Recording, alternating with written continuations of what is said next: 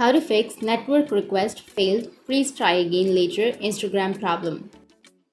So if you want to fix the network request failed problem on Instagram, then first what you need to do is you just need to go for the Wi-Fi, tap on the Wi-Fi and go for more Wi-Fi settings. And here you need to turn off your Wi-Fi and then again toggle that on. And after turning that on, connect to the network and your problem might be fixed. But if that still doesn't fix your problem, then you just need to go back and you need to open up your Play Store and you need to go for the search and search for Instagram. Once you've searched for Instagram, if you have an update option under your Instagram, then simply update your application. Once you've updated, your problem might be fixed. But if that still doesn't fix your problem, then go back and you need to tap and hold on to your Instagram application. Go for app info. Under app info, you need to tap on force stop and tap on OK.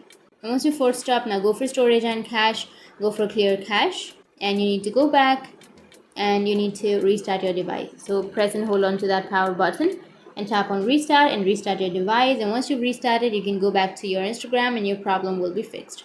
So that's how you can fix the network request failed. Please try again problem. And if you have any questions, feel free to comment below. Thanks for watching.